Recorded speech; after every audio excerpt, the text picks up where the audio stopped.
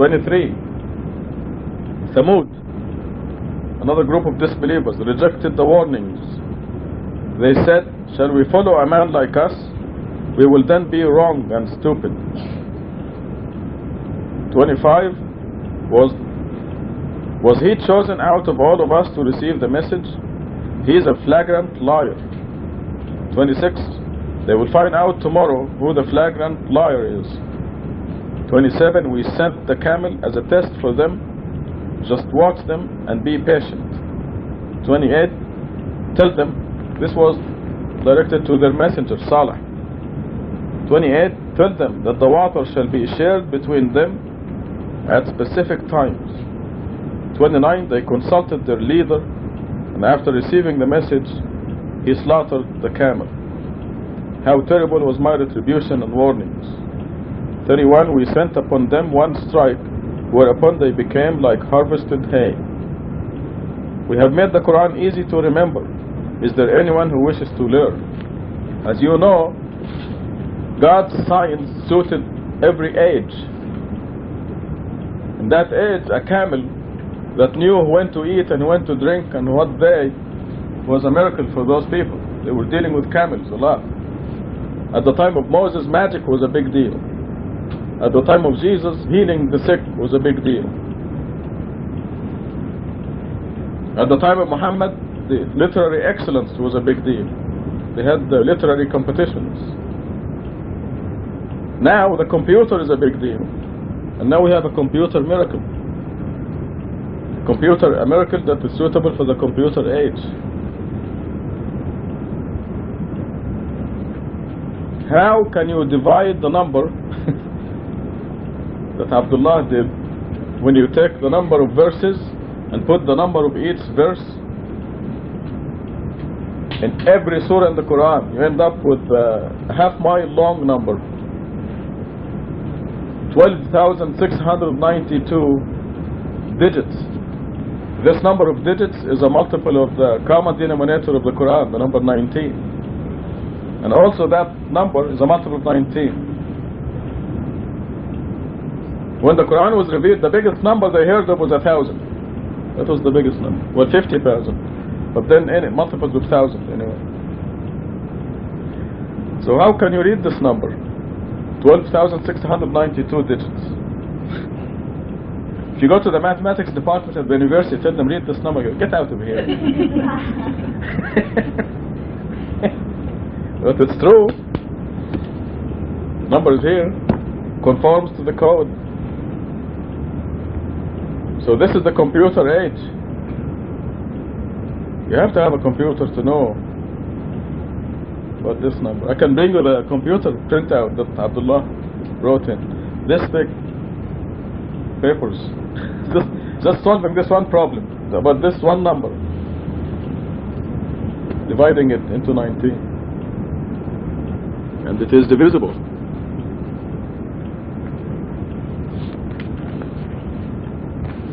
So during the time of Thamud, the camel was the sign.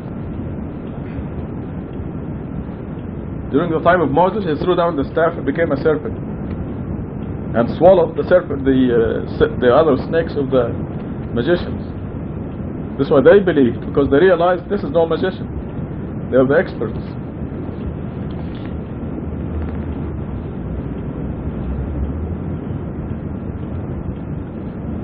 Before we go to the people of Lot, are there any questions?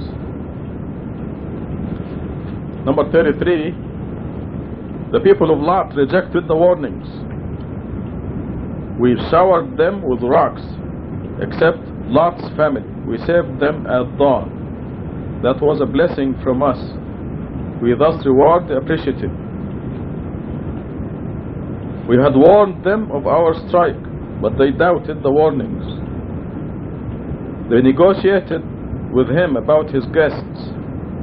We had blinded their eyes. They have deserved my retribution and warnings. On the following morning, they were hit by devastating retribution. They have incurred my retribution and warnings. We have made the Quran easy to remember. Is there anyone who wishes to learn? So as you see consistently, the warnings, enough warnings followed by the retribution. So in other words, God is telling the people, you're neglecting your souls, you're neglecting yourselves, you're going to incur retribution.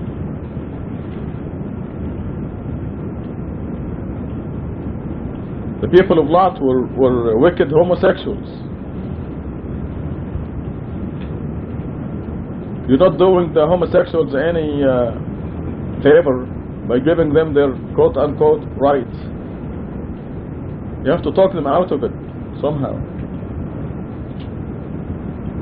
The last 10 years they have been demanding their rights until they got AIDS. Because now you can't just take San Francisco and turn it upside down like Sodom and Gomorrah. There are many good people in San Francisco. But this AIDS hits selectively the homosexuals.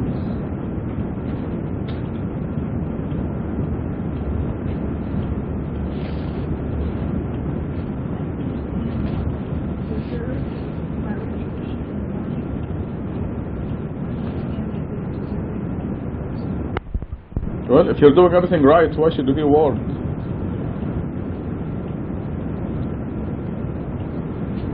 Which verse is that? I like incur better than deserve. Very nice. They have. I don't know. I have to look it up. They have deserved my retribution and warnings.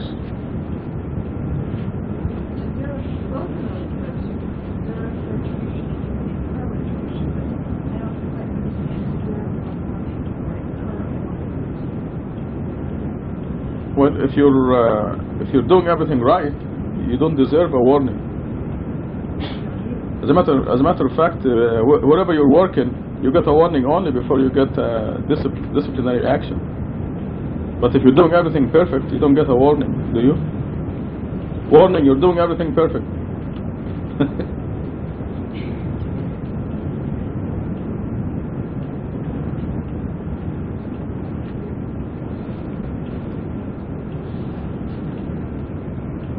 The New Translation, I'm using the word incur in place of deserve, because we learn that people incur whatever happens to them. Remember the law in the Quran that nothing happens to you except as a consequence of your own actions. Nothing happens.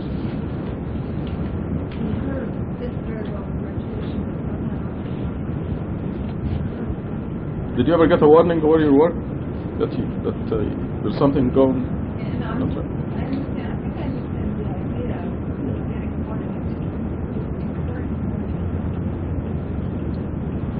It's okay. I don't care about linguistics as long as the warning is a negative thing.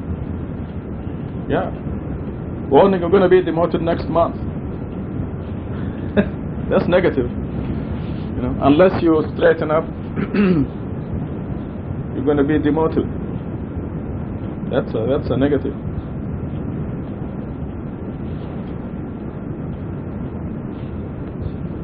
Any other questions? This surah is short, but the surah is full of lessons.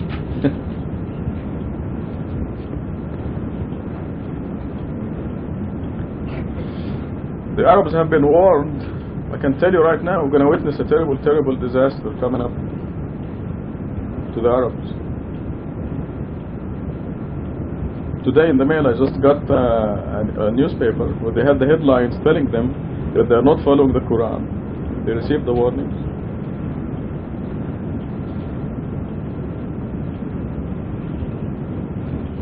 This time they didn't put my negative, they put the real picture. They're calling me names and everything, but at least they didn't put the negative.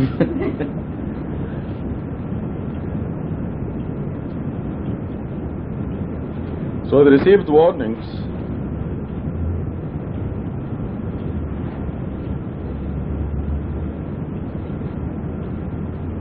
I don't know what will happen, but the Quranic teachings point at a terrible disaster happening to the Arab world. Of course, they have been incurring a lot of humiliation, problems in the last 40 years. But now the warnings have been really concentrated to them.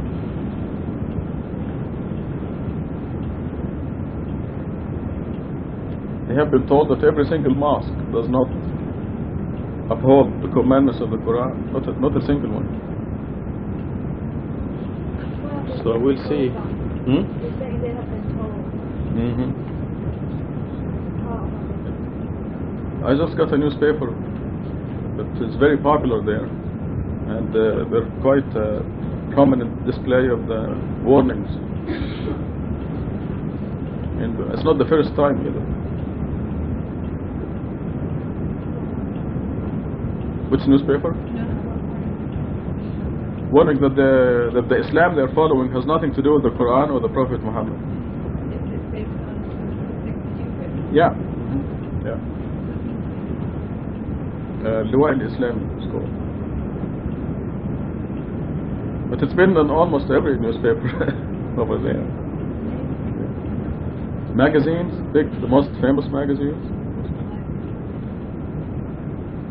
The average Egyptian heard about the miracle of the Quran, at least.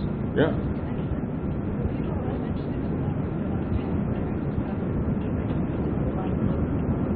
Yeah. You met the wrong people. Well, I didn't meet many.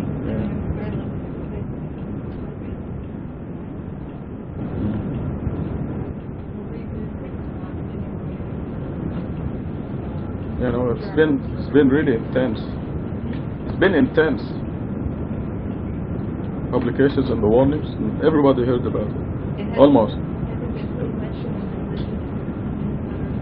No, it's been in Akhir Sa'a. You know what Akhir Sa'a looks like? Rosal Yusuf. I have the copies here. Al-Ahram. Al-Ahram, every day in Ramadan they publish something for the last 3 years.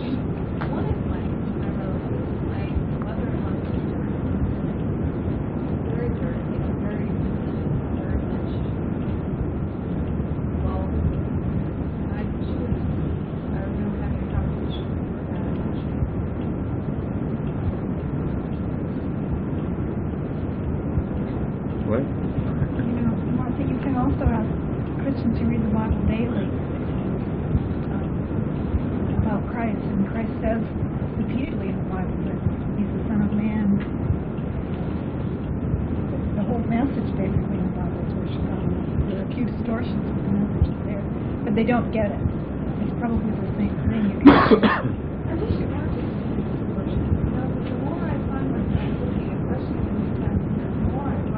But everything you told us, everything you mentioned, Master. Yeah, but the whole thing is about faith in Jesus Christ, faith in Jesus Christ, salvation in Jesus Christ. And it's not, I always thought it was just, one or two really famous ones, like not just on the song where heaven was the Son and God was the love of the world and gave it to us. Those are the ones that I thought were kind of biggies. But especially in the New Testament, it's a lot of it. Well, the epistles are now they have a Jesus conference every year, and they announced that only the first 2 epistles are correct, the rest are junk. They said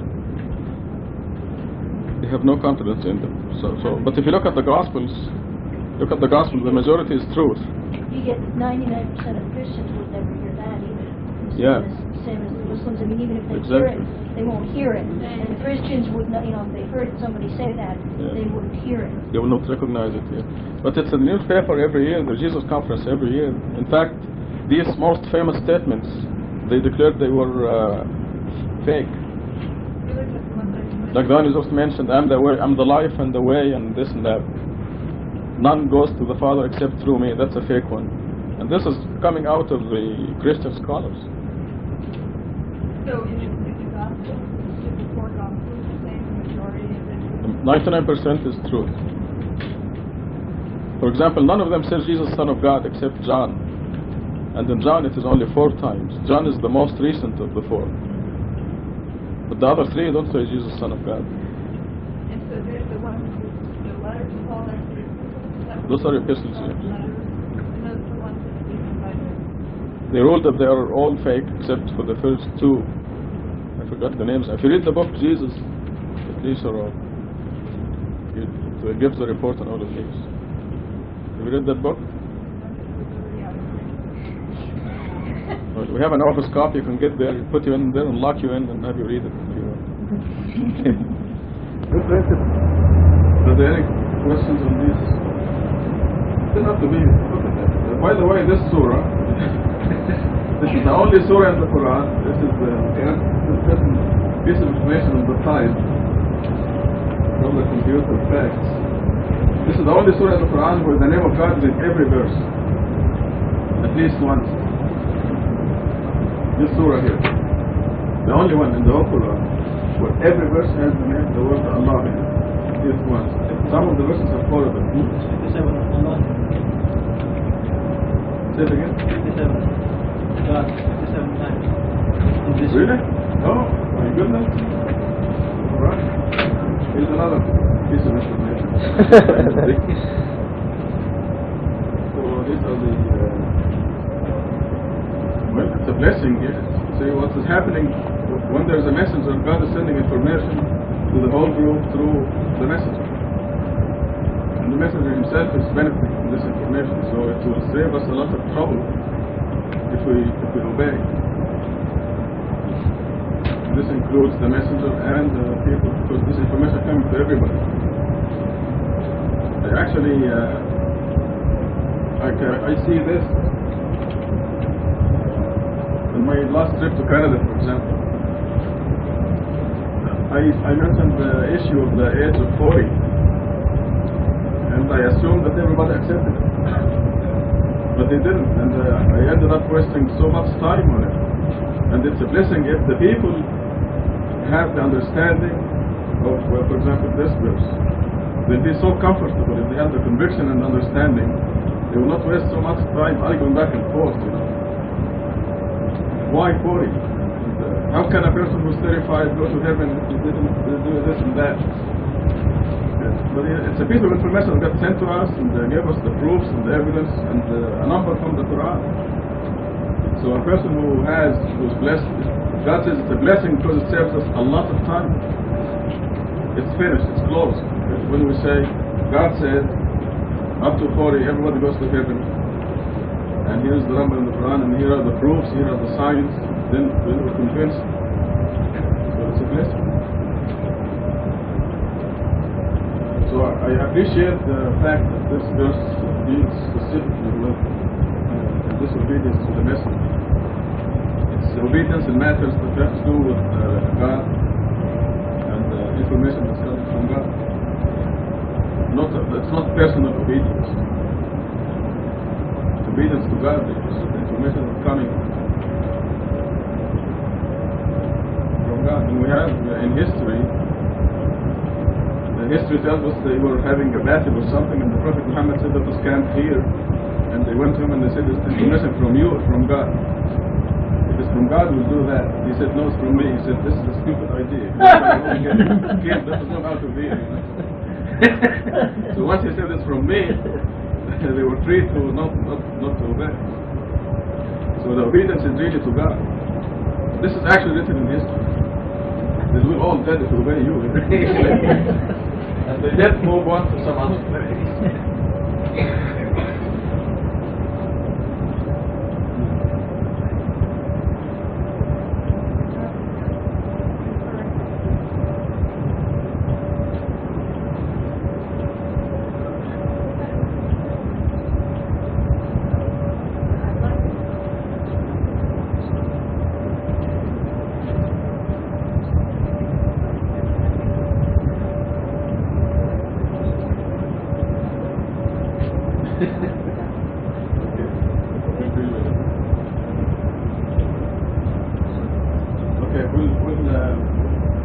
We do have a part where we have general questions. So we'll put on general questions.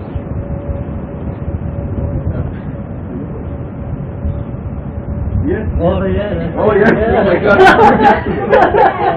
Yeah, listen to this. I'm going to get a kick out of it. Yeah, thank you. The word they said that Salah, yeah, this came out of their group. And the old timers will remember this. They said, Salaf, they said this God camel, let it have its own drink in some places, and then they slaughtered the camel. So the word, people underage excuse us, but they said that they had sex with the camel. Don't kill the camel. That's what came out. You're right. Yeah. This is what they said. What did you get that? They said the word did not mean. They wanted a specific word that means slaughtering. And actually the word is specific enough, but it is not a common word. So this is one of the examples that conspiracy is from the devil. And they actually came back and they argued with me. Said, why you translated the slaughter of the camel? So we really are living the Quran. The conspiracy is from the devil. Obviously the devil gave us that idea. Also, the people were reading they were translating from the Quran in Arabic to English. They were not using this. I think they used both. They used Arabic and English. So they had some other translations. And they were using it all together. Yes, they can actually even Dr. Who had that idea. Martha, you know Arabic? The word is عقروه. And the word ذبحوه. It's slaughtering the camel. So the word in the Quran, what they did to the camel was the slaughtering. So they said عقروه, I mean having sex with the camel, not killing it. Pervert. Conspiracy from the devil. So this is what happens if we separate ourselves from the believers. The world gets us. Okay, back to Robert. Okay. Especially the part that God may make room for you. And I thought that was in terms of. Actually, it happened now. Literally, where's Iran? Did you find a place to sit down? Did you ask somebody to move? Did you have to ask somebody to move? No. Okay. Well, it's possible. He comes in and finds that there's nobody. There's no room. He asks somebody who will take my room. You can take a different or like Robert says. Also, think of it as be considerate. Exactly. Be kind to others. Exactly. Be considerate to others. It's a general principle. Sure. In other words, if you're nice to the people, do unto others like Like you'd have done to you, God right? will be kind to you, like you're kind to the others. Okay. If your own come and stay, will you please say, no, don't find out. That's being inconsiderate, really. Deed is what they did. Yeah, they align themselves with the enemies of God. Okay. Actually, we have examples of these. For people who would, for example, align themselves. Suppose that somebody goes to the Islamic Center. Islamic Center, they flagrant idol worshippers, they devote their prayers to God alone. And you know that they anger God when they do this. They will not accept La ilaha illallah. You go there and tell them La ilaha illallah, they call you kafir.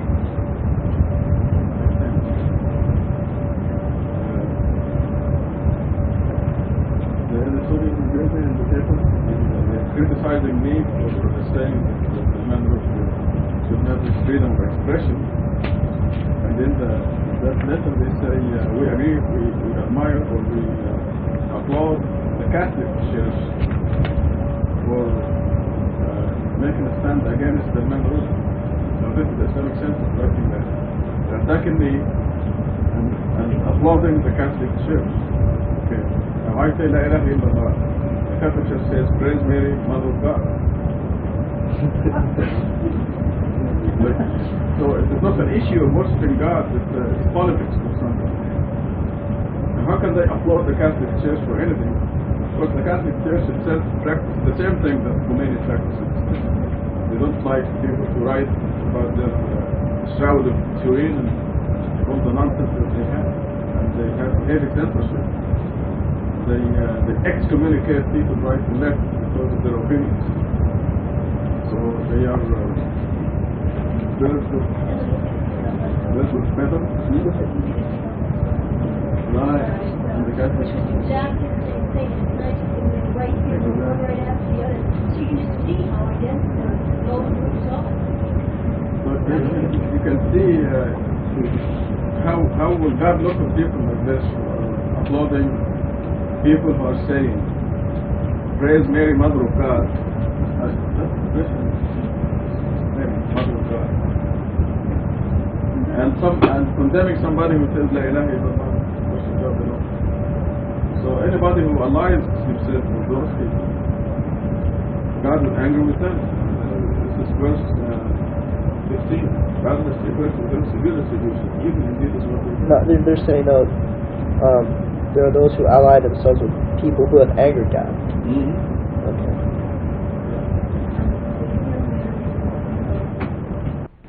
We seek refuge in God from Satan. Bismillah ar-Rahman ar-Rahim. In the name of God, most gracious, most merciful. Tonight we're starting at Surah 55, excuse me. And our teacher tonight will be Lori, right? But before we start, I want to make some corrections in my khutbah today. I make some boo-boos sometimes. Sometimes I say things that are not appear to be not very tactful. For example, we have here a great team of cake bringers or cake makers, and when I asked, and Rahima's turn, Lori's turn, I said the best. So they're all great makers of cakes, bringers of cakes, and this appears not to be tactful. But I have to explain to you that each believer is the best. So when I say the best, I'm referring to every single one of them. Because we're all... I hope I don't make it worse. No, honest. Because you people are so special that every one of you is the best. And when I say that, I just want to pay you the highest possible compliment without infringing on the others' properties, that they are the best, each one of them.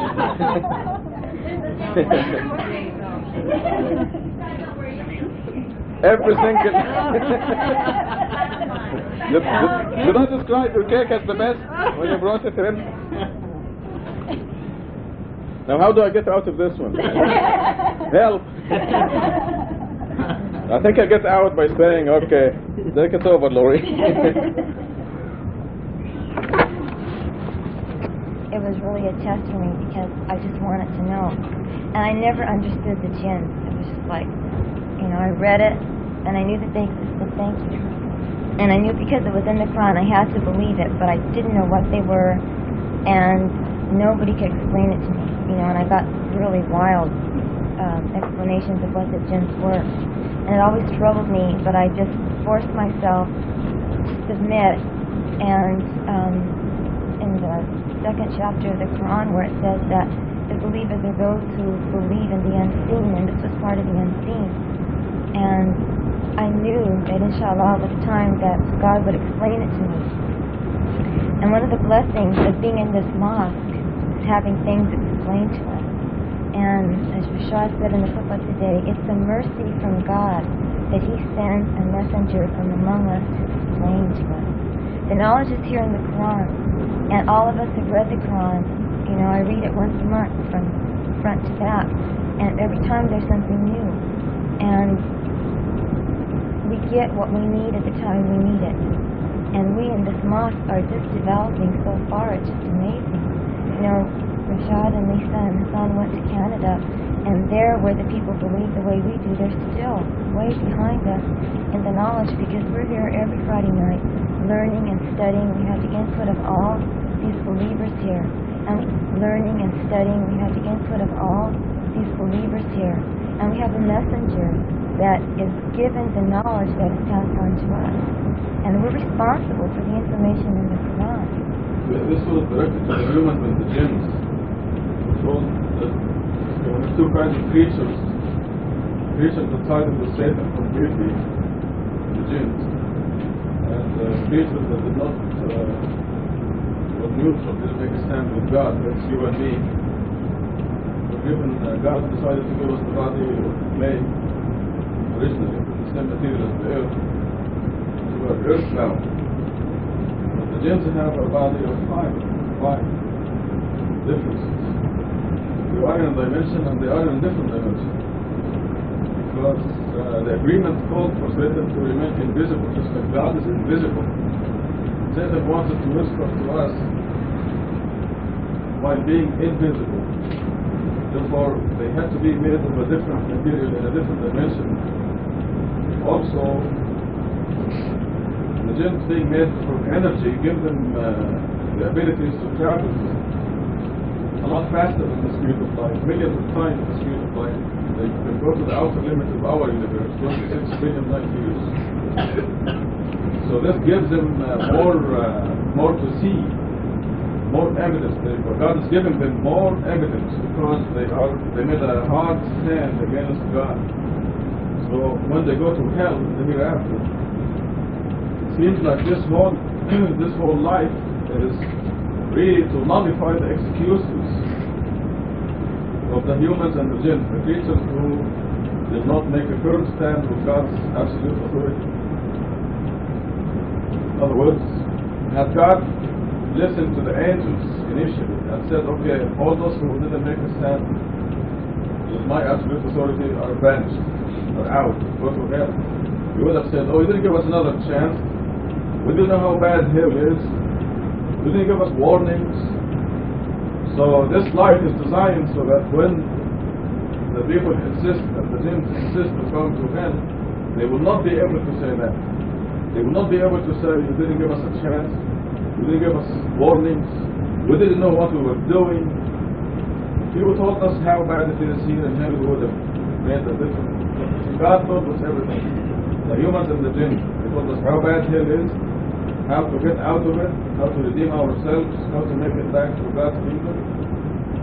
So the jinns, because they made this strong stand, they are given a chance to see more of the universe and to convince them to redeem themselves. We were wishy-washy, and this is the extent that we need to make that decision and to redeem ourselves. We have this different bodies. Scripture too. This is it. They can read this thing. Of course. Oh. We have, did you see there was one show on the Today Show before the election, some presidential, not presidential elections, but one elections. And they had this magician or fellow who uses jinns, I'm sure. Before the elections, 2 weeks before the elections, on the show, they decided to he said, I'm going to put in this envelope who's going to win the elections and how many votes. And he sealed the envelope. That was 2 weeks before the elections. And he said, on the election day, the next day, they will open the envelope and they will see that he wrote down 2 weeks back, 2 weeks ago, who won the elections and how many votes. And how did he do that? Can you guess? What did they do? They flew ahead in time and they got the information. But what did they do? Okay, they don't know the future. The jinns don't know the future. They're just like us. But what they did, they waited until the newspaper came out and they said, Reagan won and here's the number of votes, and they go in the envelope and they write. That's right. This is how they will do it. Well, what do you think about Because this? this is the number of votes. You know, So what I'm saying is they can go into this book when it is closed. but tell me this now. The The other X-ray day vision. on the news, they showed pictures of Mars. This is why they said the Russians is such a rebel. That they found two faces on Mars, and they thought it was just shadow. So they did a close-up, and then they did a computer enhancement and saw teeth, the eyes and the teeth. They understand. But I'm thinking Somebody about made this that up. now wait a minute. The first thing I thought about was Rashad said the jinns went there because they can leave Earth and weekend. Right, and they can go up there and plant these things for us to see and make foods out of people here. And while we're busy worried about this little thing on Mars, they sneak up. You know what I'm saying? They are strictly controlled now. They cannot do anything without God's will. So if God wants us to be fooled in that way, He will allow them to do that. but they cannot slap you in the face, for example, or do it. If they're sitting with us right now, first of all, each one of us has one. Okay, those are not free yet. And then there are the ones that have been freed from dead people, our grandparents.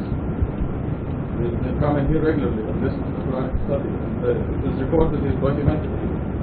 There's a verse that says some jinns heard the Quran and went with their families and friends and told them, we've heard the wonderful Quran. And they were guided to become Muslims.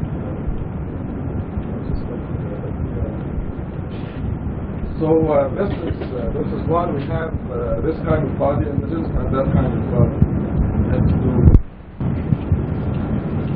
This says, use me, O Lord, in thy work. And in parentheses, especially in an advisory capacity.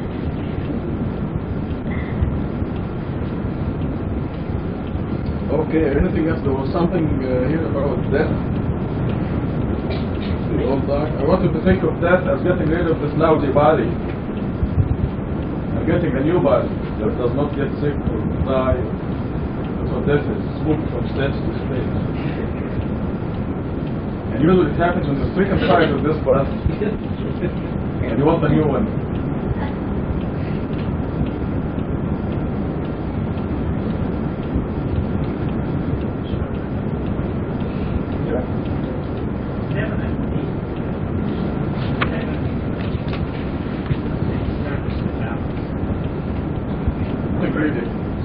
The balance in number 7 can be understood by different generations, but now we understand the environmental balance, for example. Why do we have so many rabbits? Why do they reproduce so much in the wilderness? You see, the foxes need food. And there's an environmental balance. The foxes, the coyotes do not eat the rabbits to be invaded. I have hundreds of rabbits right here.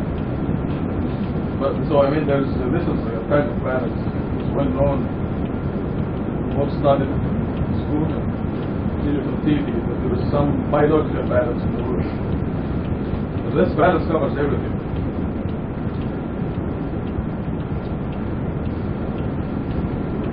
And worrying has to do with cheating. It's a very important commandment. So Prophet Shu'aib was sent just for that particular commandment, not to cheat trading. When we break this commandment, it costs us a lot. If you cheat in paying your rent, collecting your rent, doing your work, or whatever, it costs you a lot, more than you cheat.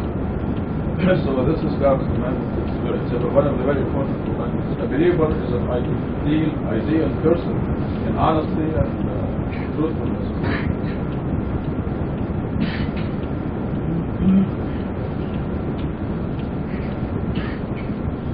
Okay, if there are no questions, we go to 37. What would that be? The color is, the sky is blue now, right? Right. But in the hereafter it will be pink. It will be rose colored. It will be almost like Sherry's blouse. Little lighter. With a beautiful sky in the sunset or the sunrise. That's how they studied help me if it's not true. Psychologists, psychiatrists said that the most peaceful color is this color. In fact, they suggested that if you are tense to get a piece of this color and look at it for a couple of minutes. But the sky will be like that on the day of the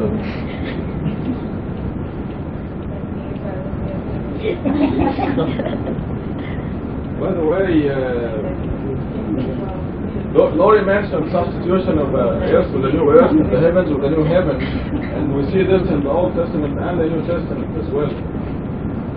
Most of the prophecies in the Old Testament are in the book of Isaiah. And if you want to put this in the Quran, you can put down Isaiah 65:22, for example. It talks about substitution of a new heaven, a new earth.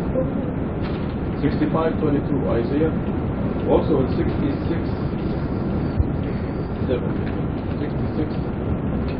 That's the very end of the book of Isaiah. And also in the New Testament you find it in the second book of Peter 3:13. The verse number is 1-3. Both of them talk about substitution of a new heaven, new earth. And the Quran and the Old Testament. The Old Testament, the New Testament, and the final Testament are identical in that respect. This is one fact that God wants you to know. That the day of judgment, the color of the sky is going to be rosy.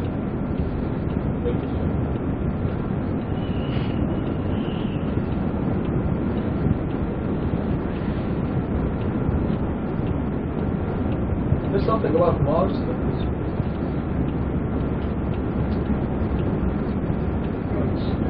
I remember one of the cameras that went to Mars made that one.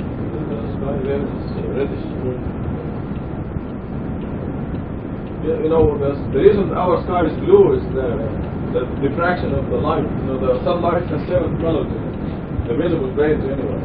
And the blue happens to hit the atmosphere of the Earth at such an angle that it is deflected. So it stays out there, at the Earth's atmosphere. So this is God's design. So it's blue. Now if the sunlight becomes a little, the change is just the angle hitting the atmosphere, some other color will be reflected. It's a very simple matter. The reason they say the sunset is pinkish red is because of the sun is dust in the atmosphere. When the sun hits the reflection of the sun hitting the dust, the particles of the dust. Saying, you know, color of the earth is sort of the same. Also, the deflection is different than sunrise and sunset. I'm glad you brought this up. At sunrise and sunset, there is a deflection and refraction. You know, when you go fishing and you put a stick in the water, you see the stick go like this. Red stick, but you can see it's called. I forget now the reflection and refraction, all those terms. But the sunlight hits the Earth's atmosphere and this happens to it. It depends on which angle, which light in the spectrum is hitting at what angle. This one changes the colors. So anyway, one of the things that God wants us to know is that the sky is rosy. Very pleasant. Only to the believers. Pleasant to the believers. And in verse 39, we're told that on the day of resurrection, that neither jinn nor humans will be asked about their sins because they won't be necessary. We know from other verses in the Quran that everything that we've done in our lifetime has been recorded by recorders that are honest and never miss anything at all, and it's recorded. And we know now with the the development of the videotape that that's what it's going to be like. We can see everything exactly as it was, as it took place. Everything we said, all the thoughts that we had, everything we did will be recorded. And for those of us who are fortunate enough to have developed our souls to the extent that we're worthy of having our sins remitted, we'll have the power to edit our tapes, which will be so nice. And everybody else won't. And we've been told in many verses in the Quran that we won't even be asked about our sins because everything will testify to them. Our skin, you know, everything has been recording everything that we've done all this time. And here, something that we should all know. I don't know, he knows that. Yes, it has to do with the looks. So verse 4 it says, I went to you, Lord, 39.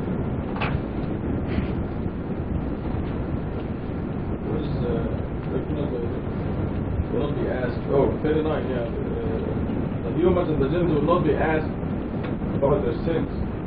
Nobody will need to ask anybody about anything because the believers develop their souls and the disbelievers fail to develop their souls. And in Surah 17 we're told that the differences in the hereafter, I mean, in this room the difference in our sizes are within a few inches. But in the hereafter the difference will be like the difference in a mouse and the city of New York, the city of Tucson. So when you see somebody the size of the city of Tucson, he or she has developed the soul sufficiently. That's why they will be able to come closer to God. When you see somebody the size of a mouse, you don't need to ask, what did you do wrong? So this is why nobody will need to ask anybody about their sin. It is so obvious. There will be no question. Also in Surah 17 we're told that everybody will be the judge for him or herself. Because in that dimension we will see what we really look like, how much we really develop, or how much we lack development. So 41, the guilty will be recognized by the looks. They'll be undeveloped, they'll be shrunken. It's like being born without arms and legs. Deformed. They will be born into the hereafter deformed, undeveloped, aborted. But they'll be alive, very well, very alive, not well.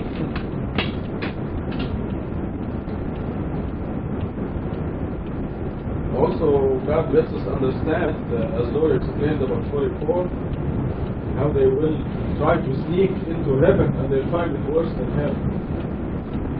They will sneak into the lower heaven and they will find it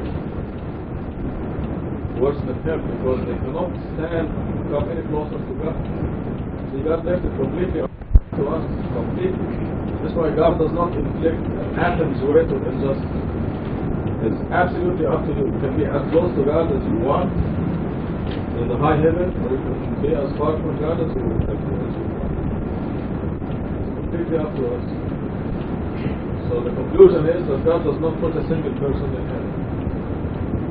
It is the people who insist or choose and insist on going to heaven. The whole thing will be automatic in the hereafter. That's why it is important to do, for example, the 5 prayers a day. If you don't do the 5 prayers every day, you don't solve it. That's the minimum that you can do. Because those are the means for the real person. So imagine if you don't feel that your body does not die and you don't feel the body for 2 months. What will your body look like? There's no death in the hereafter. Just imagine not eating for 2 months. And the people out there in the street, they don't feed their soul for years and years and years. Can you imagine what they look like? Can you imagine what they look like? Just bring it to our dimension here and think of bodies that didn't eat for a year. You see those skeletal pictures in the starving people in Central Africa, Ethiopia, Sudan, what they look like? You can see the ribs. Skin and bones. And this happens to the soul. If the soul is not fed, the 5 meals every day. The guilty will be recognized by their looks.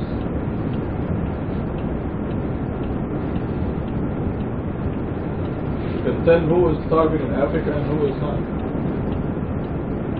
by looking at them. And in the hereafter you'll be able to know who is starving and who is not, except that will be by choice. So now we'll go back to Loria, number 46, the higher heaven. Yes.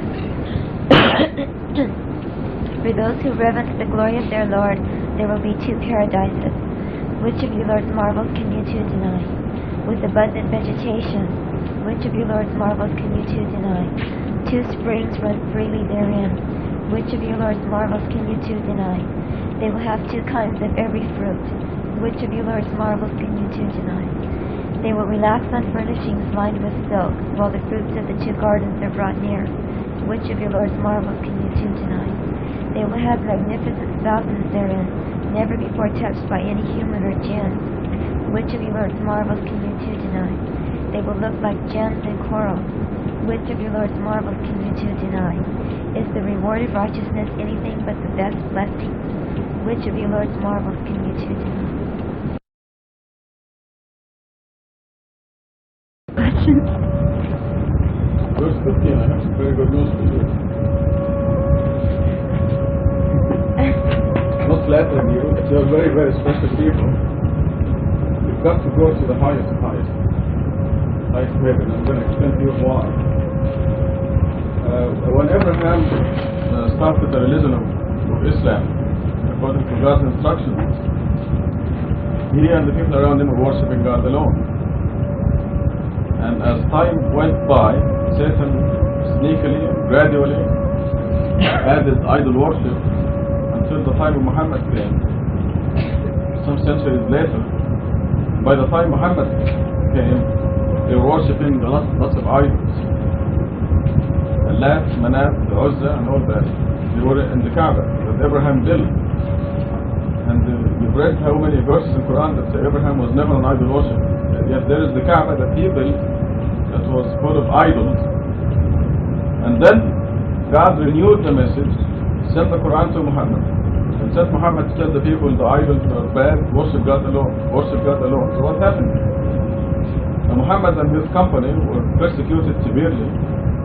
They threw on them all kinds of dirt and thorns. Then they banished them when they grew. There were about 10 or 15 people for about 3 years. Then they grew to about maybe 25 or 30 people.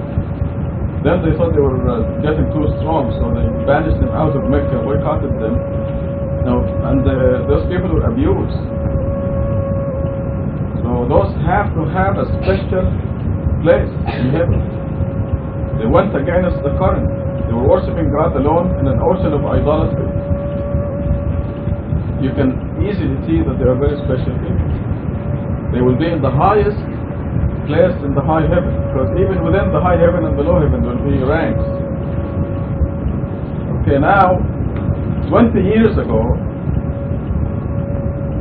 you see how it says here to you from the later generations. Now these are later generations after Muhammad. 1400 years after Muhammad, there is not a single mosque in the Muslim world that was worshipping God alone, that is upholding the commandment, the mosque belongs to God, we should not mention other names with God. And then God renewed the message right now. And the message went loud and clear, ringing throughout the whole world. Worship God alone, say La ilaha illallah, not La ilaha illallah Muhammad Rasulullah. And devote yourself to God alone, uphold the commandments of the Quran, purify your worship, your prayer is wrong, your fasting is wrong, your zakat is wrong. These are all blessings from God that He sent to our generation. And again, we are subject to the same persecution, the same ridicule, lucky us. Yours truly cannot go into any country in the Middle East. I'll be shot within 24 hours. Just symbolizes. And if you go to the Middle East, you better disown me. I'm asking you to do that. I mean, God says, even disown God if you are under those circumstances, as long as your heart is filled with faith. If you don't get in trouble, you better tell them, I don't know Rashad Khalifa. But this is,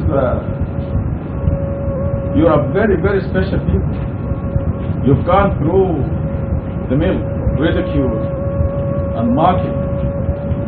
Today, Tasneem calls me from New York, and she was talking to some relatives of her in Chicago, who are very active in the so-called Islamic Center. And she told them, I'm devoting myself to God alone. I only say La ilaha illallah. And guess what they said? They said Tasneem went to the dogs. She's worshipping God alone. And this is ridicule, right? You ridicule her. You know, you're saying La ilaha illallah, you're saying worship God alone. You mean God alone? That's all you have, God? I mean, do you see the logic? They're ridiculing her. Mahmoud was working the other night, and some so-called Muslims walked in the store, and they saw the label that says Muhammad or Mahmoud on the label. They said, are you a Muslim? He said, yes. They said, how come we don't see you at the mosque? He said, how come I don't see you at the mosque? So they said, oh, you mean you go to that mosque? The mosque that worships God alone, right? Now Noah, if you remember in the Quran, Noah said, because Noah was building the ark with the flat float, whatever you call it, water raft, and they were laughing at him, and he told them, he said, you're laughing at me, but I'm really laughing at you. And that's what Mahmoud actually was doing in the store, because they said, oh, we never believe in mathematics. Now this is the now on that day they probably had an exam in calculus, right? At the university. And they had to follow the formulas and the equations, and otherwise they would flunk. So they believe in mathematics, but if it comes to God and the Quran and worshiping God alone, they don't believe in mathematics. So they were looking at Mahmoud, ridiculing him, and of course in his heart he knows 4 souls, just like Noah. He was ridiculing them, just like he was laughing at them, just like they were laughing at him. But this makes Mahmoud a very special person. This is what it means, multitudes from the early generation. We are the first generation of renewing the message. And we see it very clearly. Every one of us is in the light, and we can see it. Just go in any mosque in the world and say La ilaha illallah, and they will beat you up. You are saying, worship God alone. So you can see what happens after centuries from the first generation. Abraham was a first generation. And those people, when they threw Abraham in the fire, right? In those days there was no America for Abraham to run to. They threw him in the fire, so what did God do? He turned the fire into a cool and safe place. Because God said, do not think that I will abandon my messengers. God creates exits for them. So the exit for Abraham was a cool and safe fire. And the people who were with him, they were persecuted. And they had to be special people, because the easiest thing is to go along with the masses, with the crowd. You think this shook Mahmoud?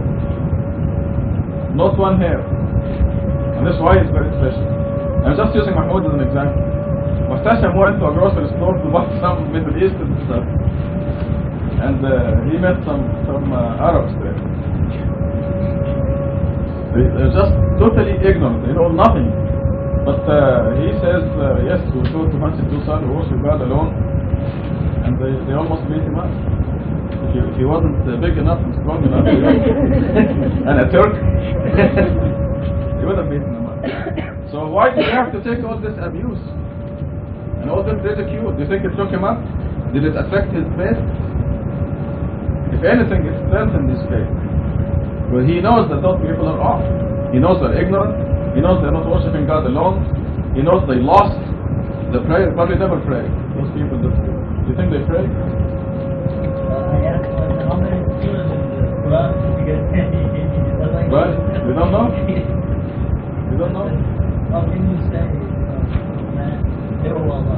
They were saying you go to hell with Rashad Khalifa. They were pointing, one of them was looking at it was Palestinian. Right. Who goes to hell with And he doesn't know how many surahs in the Quran. wait until the day of judgment. All of you. There's Every no single base one. for their argument. The Bashar couple, the Bashars, they ridiculed him so many times. You mean you go to that mosque? And the answer is, show me a place where they worship God alone, let them go. We'll go to that place. I will go to that place. Any place where they worship God alone, we'll go. God is the one, God is the one who created you. God is the one who provides for you.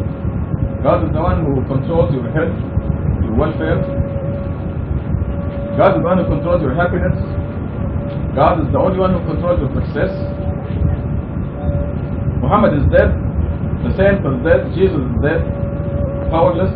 Even when they were alive, they had absolutely no power. So, maybe it's just because you're going to, this is the first generation. We are so lucky. We are a first generation, like Abraham's generation, Muhammad's generation. Muhammad's generation went through the ridicule, the abuse, and they had to leave their city, Mecca, and go to Medina. The persecution they went through, because of this, God reserves a special place for them. God is reserving a special place for us. I'm saying it by God's grace. So I have this very good news for you. But you fit here in verse 15, multitude from the early generations. In 50 years, I assure you, in 50 years, there will be millions of people worshiping God alone and upholding the Quran alone and praying the correct way. Millions. In just 50 years. But they will be following the crowd. They cannot be like you. They will be protected by their numbers. Right in this location, right here, there'll be thousands on this block, in this mosque. And they'll be powerful, the people jumping on the wagon. But they don't deserve the same position with the same credit as you.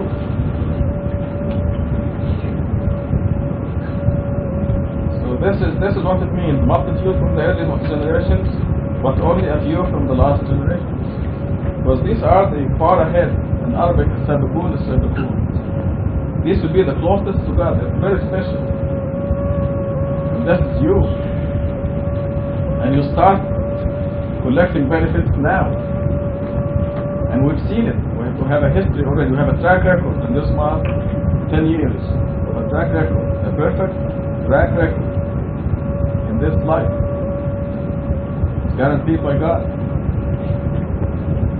You may have a pinch here and there because we make mistakes. The tests are brief for you, but if you stray off the path, you know you're going to get a pinch. And you get the pinch and say, thank you God, and come back to the path. You are very special people.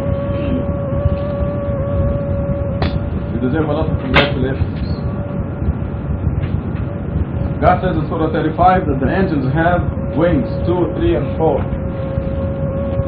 2, 3, and 4 because the angels closest to God will be the most powerful, the highest in rank. You'll have more wings. This is figuratively speaking. And these are Sabakun, these far ahead people, like yourselves, will be there. I mean, all those are angels, but still they have ranks.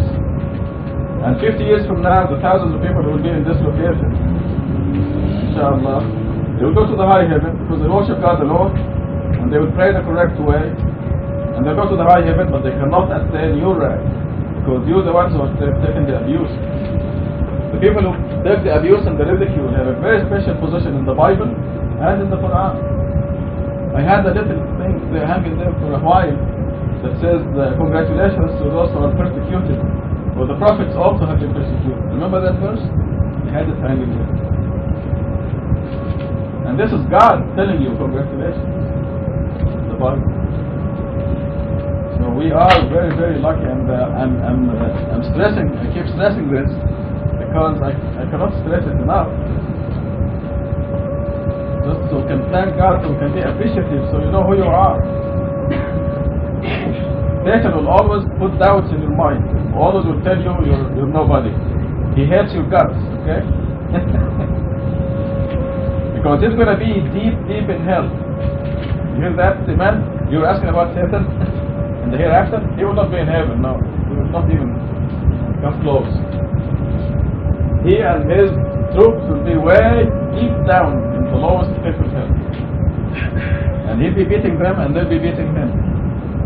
You're going to spend eternity doing that. So he will try to tell you you're a nobody, but you'll speak back to him.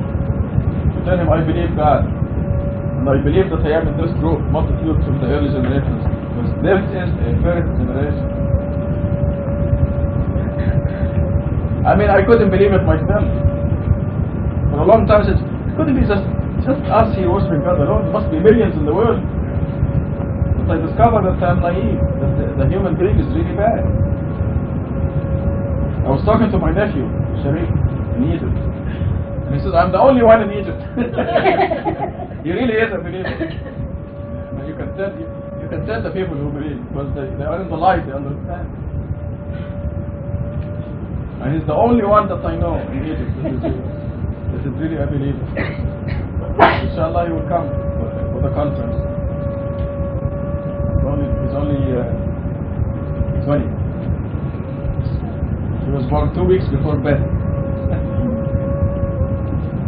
And he's the only believer in all of Egypt. I mean, I was really naive. I said there must be millions in Egypt to worship God alone. Nope. Wrong. So that's why I'm speaking so strongly. And I'm telling you, you're very special. And when Satan tells you you're not, you tell him to shut up. You're very special.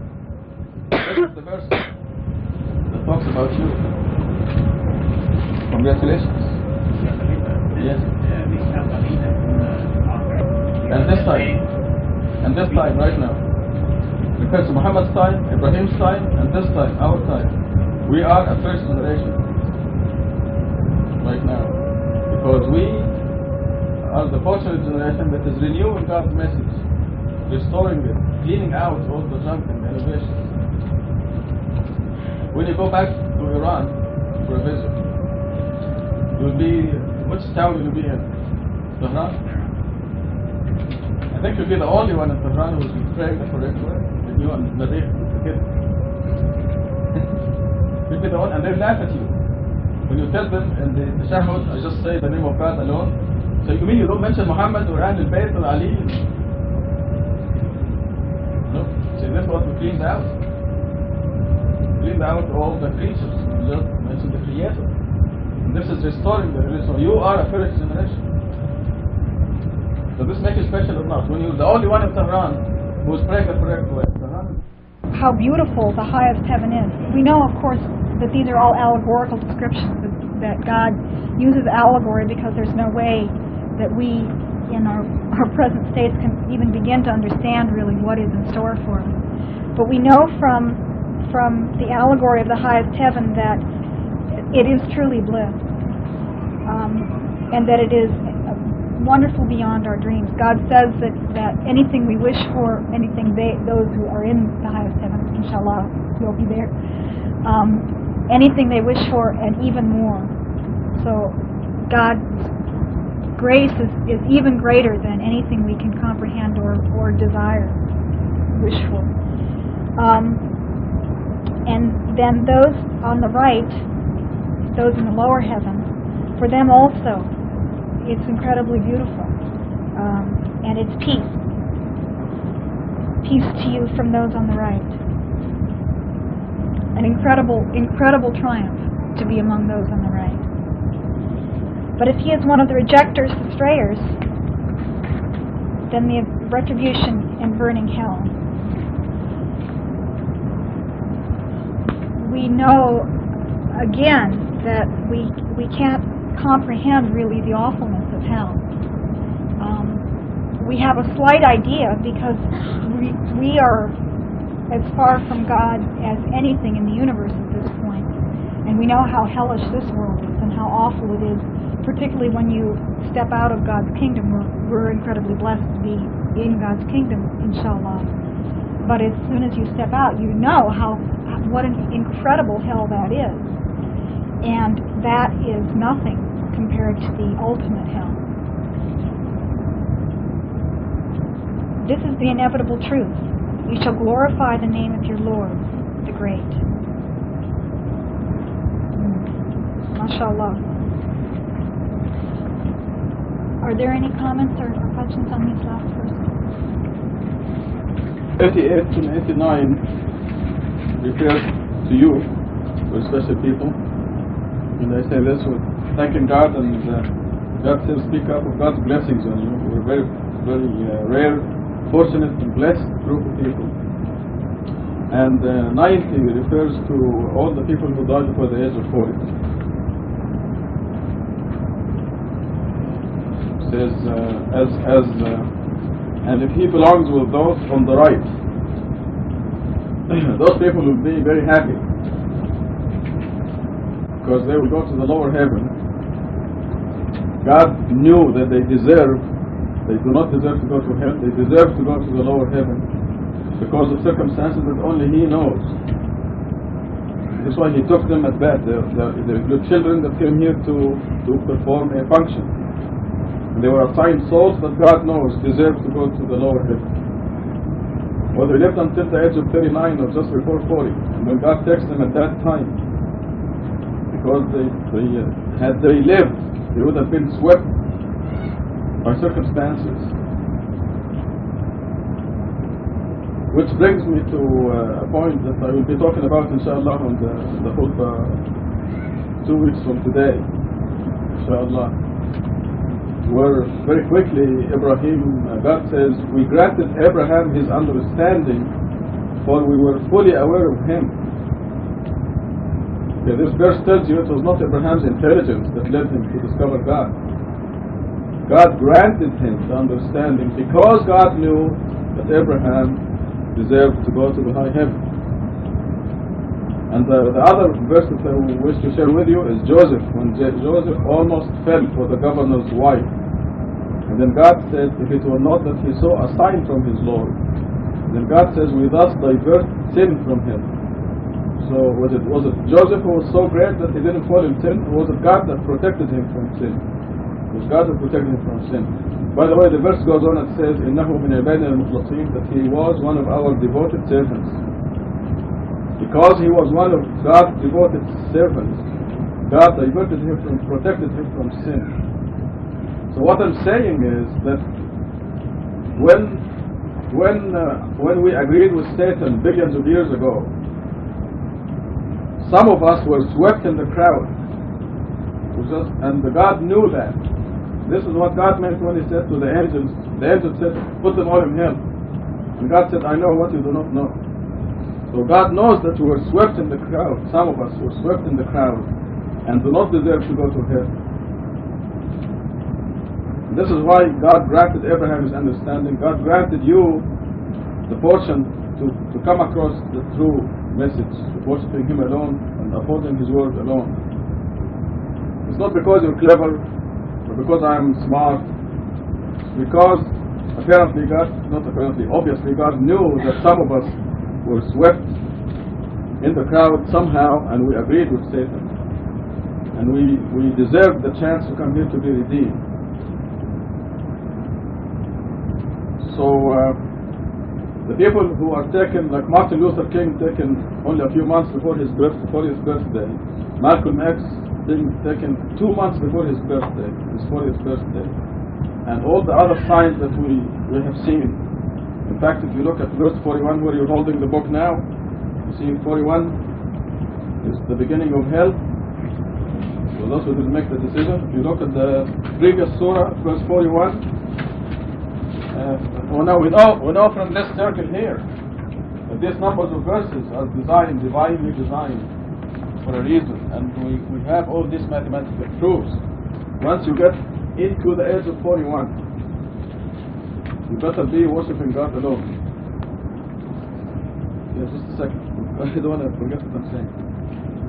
So, had God left Martin Luther King to live beyond the age of 40, he would have been swept. That's the word that brought me to the khutbah 2 weeks from now. He would have been swept by his environment and his circumstances into maybe mentioning Jesus and things like that to go along. He was a pastor in a church, I think.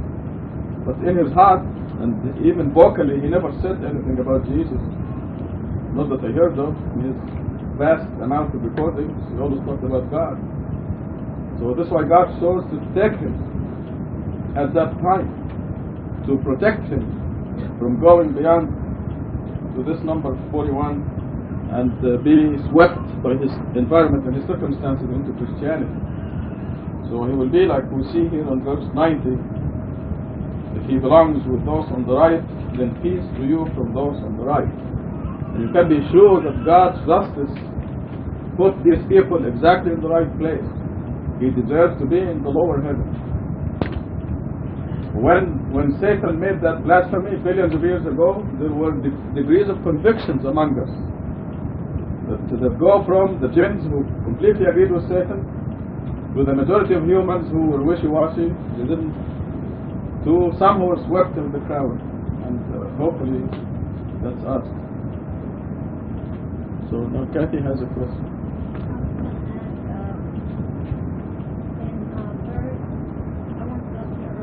You're talking about a very special group of people who will be the closest to God on the day of judgment. They're very special people, and this will be like when the Prophet Muhammad started to preach. Well, let's go to Abraham. Abraham started Islam, and then there were people who were with him when the others were throwing him in the fire, and then by the time the Prophet Muhammad came, they became idol worshippers. Then the message was renewed by revealing the Quran through the Prophet Muhammad, and he was secretly preaching, and there were people with him. Those are very special people. This is the first generation. And then Muhammad became victorious and he opened Mecca, and all the people in Mecca became believers. They jumped in the wagon. But they do not deserve the same credit as the people who were with him when he was being persecuted and having stones thrown at him, and he was cussed and called names and persecuted. Does this make sense? So that was a first generation at the time of Ibrahim, at the time of Muhammad. And then 10 years ago, Islam was totally corrupted. There is not a single mosque in the world that upholds the commandment to mention only the name of God in the mosque, in the worship practices and so on. And then God renewed the message with this miracle. So now we are a first generation. And the people who are in this movement, while it is being persecuted and the names and the insults and so on, are very special people. Now, 10 years from now, we'll probably have millions, maybe 20 years, 50 years from now, and everyone will jump on the wagon, but they do not deserve the same credit as you do. So, these very special people will be multitudes from this generation, and after that, when it is famous and successful and it is the thing to do, they don't deserve the same credit. They will not be in the same rank. This is what we did last week when we were absent. We didn't even know if he was really 40 or not. They didn't have birth certificates then. They were just guessing that the Prophet was 40 when he was taken and given the Quran. But it has nothing to do with that. It is in the Quran, in Surah 46, verse 15. It says, this is what it says there. It's based on that. Any other questions? He is with you wherever you may be. God is seer of everything you do. He truly is in absolute control of the universe. This verse to me expresses it very, very clearly and very, very beautifully. Verse 5, to him belongs the dominion of the heavens and the earth. God is in full control of all things. These verses again and again are saying absolutely what we've been saying, that God does everything. And yet it is so hard for us to accept that. I mean, you can hear it and you can say yes, but then, you know, you get sidetracked. Oh, if I don't take my vitamins, I'm going to get sick. You aren't going to get sick unless you deserve to get sick. That doesn't mean you shouldn't take your vitamins, because God has given us the vitamins. He's given us the medicines. But we have to remember that God is the one who is controlling everything, who is doing everything. God controls our bosses. God controls our neighbors. God controls our spouses.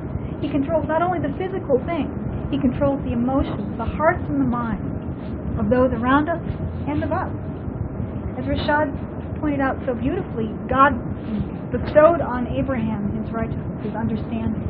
Well, God says very clearly that He bestows on all of us our righteousness. It's not us. It's not ours. God gives it to us. He controls our hearts and our minds. If we make that one choice, the only thing we really control is that one choice of whether we worship God alone or not. And once we've made that decision, He goes from there. He takes it from there. And there are a lot of verses that talk about God misguiding those who disbelieve. Well, they made... Yeah. Any questions about the lower heavens? Hell. 41. Hell goes right after 41. Wait, what? It's 41. My God. Oh my God. Yeah. This has a meaning. Yep. 41 means hell. If you don't make that, you don't make that decision by that. Okay. That's you, right? No. 41 and higher. We didn't make it. Remember the circle? This circle here means every verse in the Quran is numbered according to a system. God's system.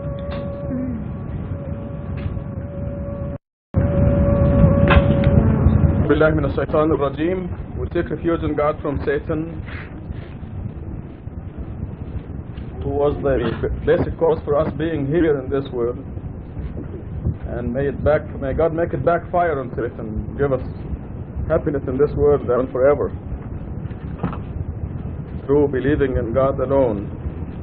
Bismillah ar-Rahman ar-Rahim. In the name of God, most gracious, most merciful. We're going to start with Surah 51, grade 366. And our teacher tonight, I forgot his name. I don't know, do you remember what's your name, sir? Rashid. What's your name? Rashid. I'm serious, he actually forgot. Rashid? Douglas Brown. Oh, Douglas Brown? Yes. You're sure? I'm sure of that. Okay. You'll find out later when I He's a very nervous teacher today. And you can the surah.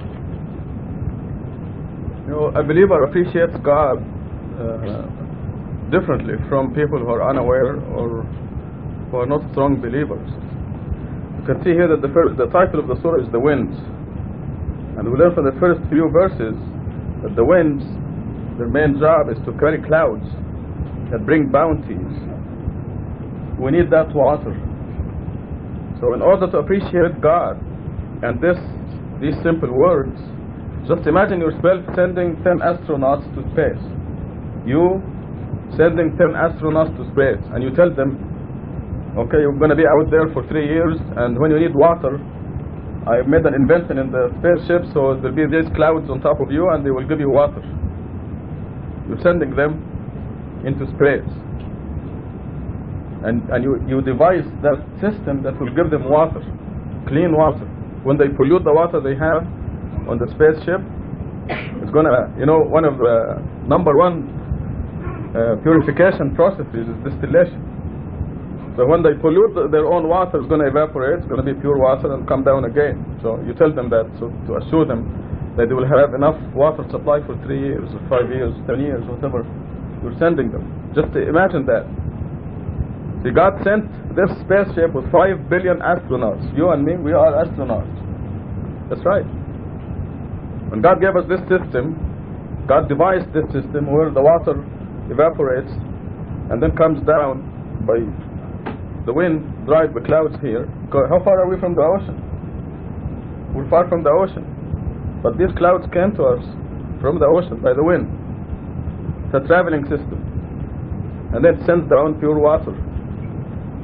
You appreciate God if you imagine sending 10 astronauts in space and you tell them, I'm going to give you the exact percentage of oxygen for you to breathe. Now in 1967 we were technologically advanced people. In 1967. But we put 3 astronauts in a capsule in an atmosphere of 100% oxygen. Pure oxygen, right? To breathe. And all it took was a spark. And the 3 astronauts were combusted. Ed White, Gus Grissom, and Roger Chaffee. They are not with us today because of that. We were really advanced in science. But when you put anything in pure oxygen and light a match, everything will be combusted. Everything organic, that is. In fact, this is for chemists. If any chemist is here, this is the last thing you do to find out if there is, for example, radioactivity in the ashes of anything. You put it in a closed thing there, you fill it with 100% oxygen, and you create a spark. And everything will be combusted into ashes. This is what happened with the 3 astronauts. And that's why God didn't give us 100% oxygen. We have 20% oxygen. The rest is nitrogen. And this is what they do now when they send astronauts into space. But we learned the hard way. So, despite we were sending people to the moon, and we couldn't give them the correct atmosphere. So these few verses here will make us appreciate God if we think of sending our own astronauts into space. Of course, you know how the oxygen is generated for us. We breathe it and we get out carbon dioxide, which is not good for breathing. So God designed the trees so they will take carbon dioxide and turn it into apples and give us the oxygen. They take the carbon and give us back the oxygen. How do you like that for a system? Can you do that for your astronauts? You tell your 10 astronauts you're going to be out there for 10 years and you're going to breathe out carbon dioxide, so I'm going to give you a couple of, I invented these plants or something that will take your carbon dioxide, turn it into food for you, and you get the oxygen back. Such is God's creation. And you think it's all evolution, right?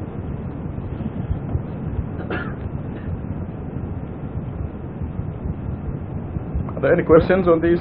The winds and the rains, boundaries? We're talking only about the 5 billion human beings. You forget the 10 decillion ants and the about 200 billion mice. أحسن.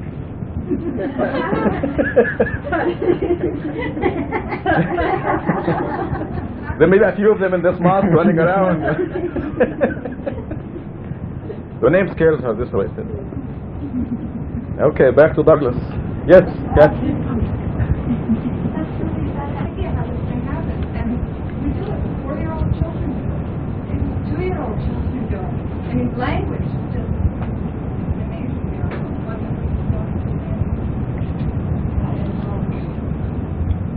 This is mentioned specifically as a great miracle in the Quran, the languages. Just go to Europe. And we don't doubt where? We don't doubt the fact that Within a radius of 50 miles, not 50, 20 miles, in Europe, you can come across 15 languages. Around Czechoslovakia, Hungary, Austria. Within Czechoslovakia, there are several languages.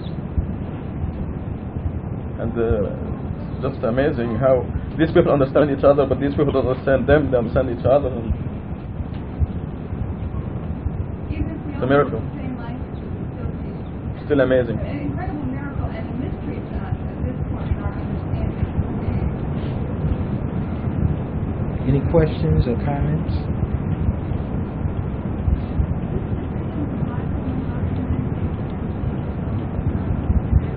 There you said it. His only son. Isaac was never the only son. You said the truth right now.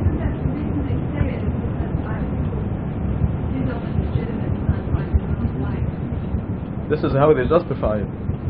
It didn't say take your only legitimate son. It said take your only son, even if he's illegitimate. But he was not illegitimate. Did you try you take your only son or your only illegitimate son? No. Somebody, of course, the Jews and the Christians believe it was Isaac. But that's a racial distortion. They said, take your only son, comma, Isaac, comma. So they made a boo-boo there, because Isaac was never the only son. So when you tell them, when you confront them with that only son business, because Ishmael was 14 years older than Isaac, they tell you, oh, it's because Isaac was the only legitimate son. They said, okay, let's look at the Bible. And the Bible consistently calls Ishmael Abraham's son until Abraham dies, and then they say, when Abraham died, his 2 sons, Ishmael and Isaac, buried him. So there's no way out. No, he didn't. No, you read it in some novel. From who? No, it's not in Genesis, no. Okay, Abraham had, Sarah was sterile, she didn't have anything but Isaac. Yeah, there are lots of novels that he said he married this and that.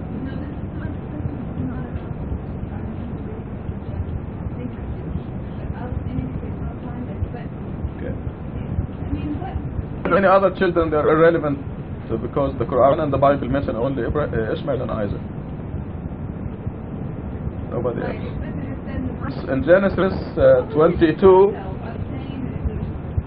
In Genesis 22, around 25, it says, when Abraham died, his two sons, Ishmael and Isaac, buried him. So Ishmael was Abraham's son. He was the only son of Abraham for 14 years. Isaac was never the only son. What would be, I mean, what would be the maybe Isaac? Isaac is the father of the Jews. Ishmael is the father of the Arabs. The Jews wrote played around with the Genesis, the Torah. So the idea is that they just wanted the miracle to be a miracle of Isaac. Right. They don't have anything to Ishmael to have anything to do with anything. So they made a big mistake. It's God just. So they made a big mistake. It's God just like the two verses in the Quran. Exactly. They made a glaring error. And they try to correct it in the newer editions of the Bible. They say, take your only one. You know, trying very hard, but they make it worse. The only one what? Donkey? Or I mean,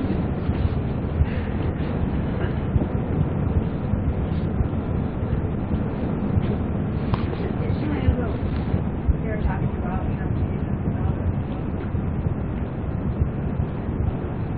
you don't learn, do they? They haven't learned nothing. People bring the destruction on themselves. We know that with Sodom and Gomorrah, they were all corrupted beyond reform. And this is the one thing that they brought it on themselves. So it is God's law that when they do this, they are destroyed. Nowadays, where homosexuals are spread in the society, they could not just destroy the city of Tucson because there are 1,000 homosexuals in it. But you can send a virus to pick them out. And this is what's happening now. What happens to children who are not homosexual? Their parents brought it on them. But if they got it through blood transfusion? Right. They brought it themselves. Their family take the children out of God's protection. This is what happens.